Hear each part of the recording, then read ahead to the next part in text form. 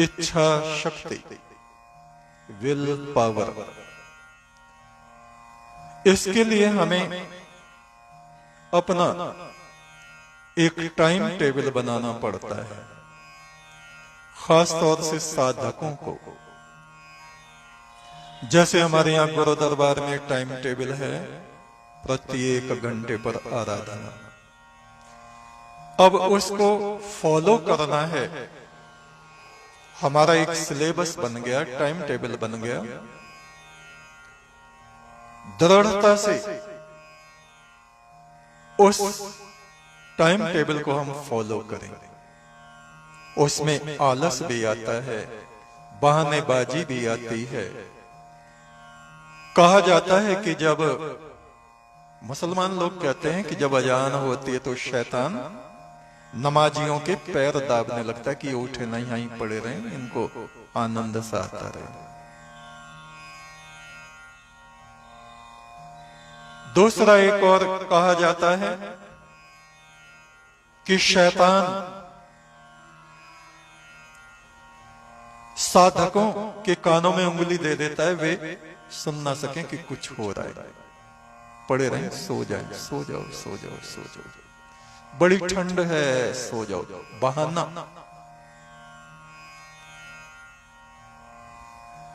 पैगंबर सुलेमान हुए, बादशाह भी थे, उन जैसा बादशाह। उनके यहां हीरे रतन जवाहरात, अदृश्य शक्तियां उनके बस में थी, उनकी आज्ञाओं का पालन करती थी। हवाएं उनके सिंहासन को फरिश्ते, परियां उठा के जहां आज्ञा देते थे वहां ले जाते। तो शरीर सबका धीरे धीरे ढलता है, उम्र ढलती है, वृद्धावस्था आ गई, कमजोरी आ गई, उठा नहीं जाता। आराधना के बिल्कुल पाबंद थे वो, समय पर तैयार। अब और कमजोरी ज्यादा बढ़ी तो उन्होंने 2 सेवकों को अपने पास बुला लिया। भाई मुझे दोनों बाजुओं से पकड़ के उठाओ, खड़ा करो। उनमें से एक ने कहा, हुजूर क्या जरूरत है, आप बैठे बैठे लेटे लेटे कर सकते हैं। उन्होंने कहा, खामोश, अपनी खास जरूरतों के लिए मैं उठता हूं, हाजतों से फारिग होने के लिए, दैनिक क्रियाओं के लिए मैं उठता हूं। उस वक्त तो तू नहीं कहता कि मत उठो, तेरे मुंह से शैतान बोल रहा है, खामोश, आज के बाद ऐसा मत कहना। 2 आदमी उनको पकड़ के खड़ा करते और वो अपनी आराधना, उपासना करते। फिर उन्होंने 2 बैसाखियां बनवा ली, बगल में लगाते और ऐसे खड़े हो जाते अपने आप आराधना में। ये इच्छा शक्ति के बारे में बताया। और उन्होंने देखा अब कि तेरा ये शरीर छूटने वाला है, मृत्यु निकट है, तो उन्होंने सबको आज्ञा दी। धन दौलत इतना था उनके यहां, उनके महलों में सोने चांदी, अशर्फियां, मुद्राएं जड़ी हुई थी फर्श में।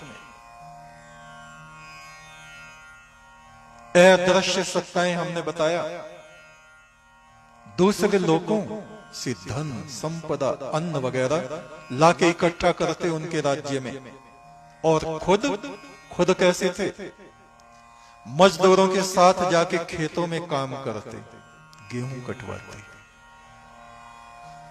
एक साधारण आदमी की तरह, मजदूर की तरह काम करते। और शाम को अपनी आराधना में जाते, ऐ परमात्मा मुझे माफ करना, मेरे दिल के अंदर गरूर पैदा ना हो, बेशक तू ही इज्जत और जिल्लत का देने वाला है। हर काम मैं तेरे ही नाम से शुरू करता हूं मेरे मालिक। मैं रास्ता भूल जाऊं तो मेरा हाथ पकड़ के सीधे रास्ते पे मुझे लाना। गरीबों की मदद करते, बहुत दरिया दिल, खुद फाके से रहते, दूसरों को खिलाते, ये उनका स्वभाव था। ऐसे बादशाह दुर्लभ। लिबास बादशाहों का और दिल फकीर का। हमारे यहां जैसे राजा रंतीदेव हुए, दूर्वा तरुणों की शैया पर वो शयन करते थे, मट्टी के प्याले में पानी पीते थे, अपने राजमहल में शाही गद्दों पे नहीं सोते थे, पलंग पे नहीं सोते थे, जमीन पे जैसे ऋषि मुनि। मट्टी का घड़ा, मट्टी का प्याला, हाथ में जप माला और अपना काम, और राज्य का बिल्कुल अंश नहीं खाते थे, अपने ऊपर नहीं लगाते थे, खुद मेहनत करके अपने लिए अन्न इकट्ठा करते। ऐसे राजा हुए। चाहे मुल्क हिंदुस्तान हो या और कोई दूसरा हो, सब जगह परमात्मा ने अपनी अच्छी सुनहरी आत्माओं को उतारा।